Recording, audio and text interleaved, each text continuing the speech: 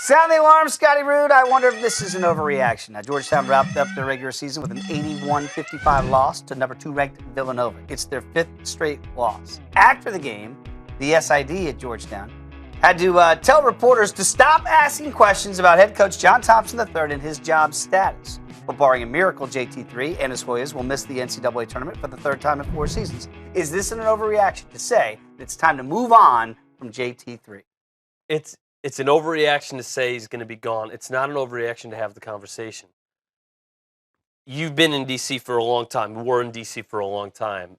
You see his full career with this. And, once you knew that John Thompson III was apt with the game and he aspired to be a coach, and his dad and Big John said, "I'm out," about 6-7 years right before that, or 5 years before that, you kind of knew that this was in the cards.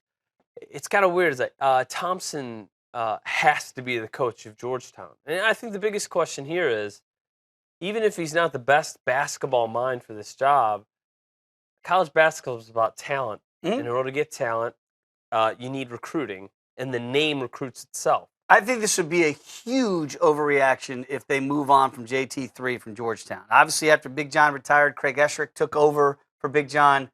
That didn't work out very well. Then they went back to John Thompson III, and they brought him in from Princeton. Yes, and what people have always looked at with JT3 is the offense, the style that he plays, and that you're basically holding these cats back. You get these athletic talents to go to Georgetown, and you don't let them loose. That's always been the knock on JT3. He's had very high seeds, as high as a 2 seed in the NCAA tournament. They haven't had great success in the tournament. The point is, he normally, with the exception of this last 4-year stretch where they're going to miss it for 3 out of 4, they're normally a perennial NCAA team. Why aren't they right now? I think it is recruiting, and they've got to recruit the right type of players to play in his style.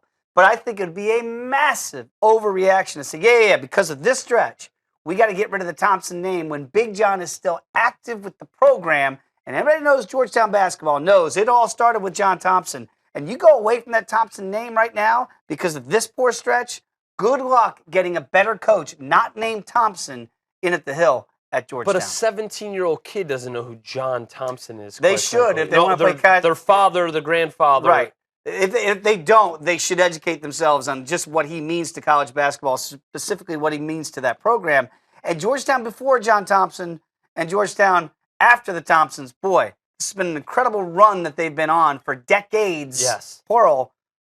You go away from that, I shudder to think what And they I'll might take it a become. step further culturally, what he has done for African Americans from age 15 to 25 and using basketball as not just a stepping stone for your career, but how to become a man. He did an incredible job, obviously in the 70s, 80s, and 90s. We'll find out what Georgetown decides to do. Join us each and every night right here for live programming at the Big 120. That means we'll see you tonight.